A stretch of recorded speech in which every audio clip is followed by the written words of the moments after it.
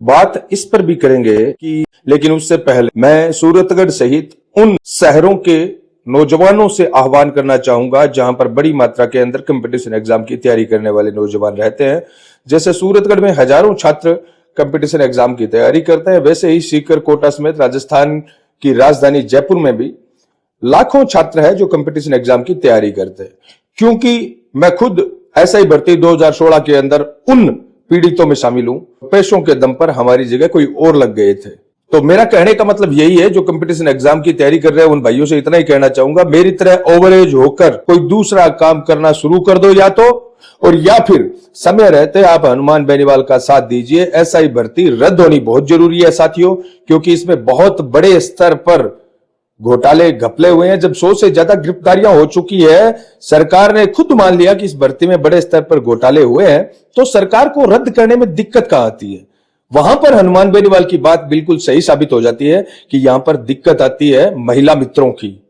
यहां पर नेताओं के, मंत्रियों की महिला मित्र जो ये एसआई लगी है नई, उनके कारण जर जोरू और जमीन, पता है ना आपको, हमारे पुरुष कहते आए हैं जर जोरू और जमीन है तीन चीज इसी हुए कि आदमी किनू की करवाश के आई। भारतीय जनता पार्टी की लीडरशिप ही जबकि गहलोत जब राजस्थान के अंदर मुख्यमंत्री उतार ए विपक्ष में उता जना के उता क्या ये भर्ती रद्द होनी चाहिए, ये भर्ती रद्द होनी चाहिए, यही लीडरशिप कह रही थी ना। वही लीडरशिप जब सत्ता में आ गई तो बाद में सत्ता की चाशनी में इस प्रकार डूब गए कि न्याय की बात करना तो दूर, उल्टा जो न्याय की बात कर रहे हैं उनको आप ये कह रहे हो कि युवाओं को भटकाने का काम कर रहे हैं। अरे हनुमान बेनीवाल पिछले 3 साल के अंदर राजस्थान के अंदर युवाओं को लड़ना सिखाता है।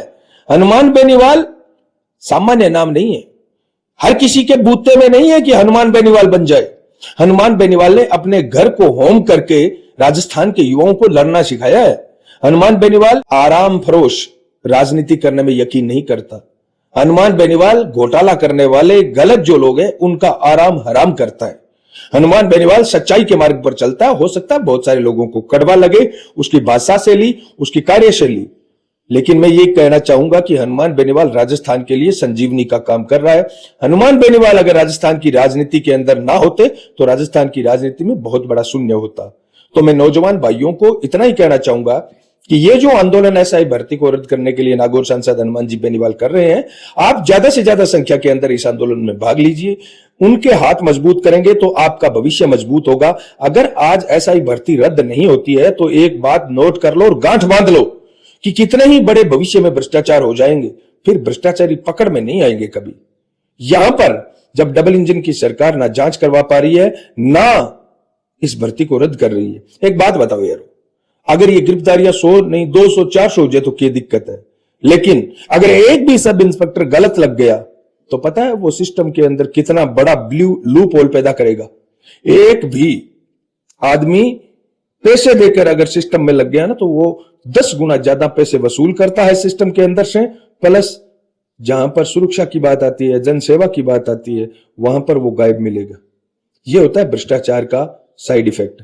तो हनुमान बेनीवाल के कंधे मजबूत कीजिए। मेरे छोटे भाइयों से, कंपटीशन एग्जाम की तैयारी करने वाले भाइयों से कहूंगा, 2-4 दिन आप अगर तैयारी नहीं भी करेंगे, जैसे घर में शादी वगैरह और होते हैं तब जाते हो ना, तो ये सोच लो कि बहुत जरूरी काम हो गया, हमें जयपुर जाना है, हनुमान बेनीवाल को मजबूत करना है। 2-4 दिन आप आपकी पढ़ाई है वो एक बार ये भी सोच लो कि जैसे लाइब्रेरी के अंदर पढ़ते हो ना, उस धरने पर जाकर पढ़ लेना चाहिए।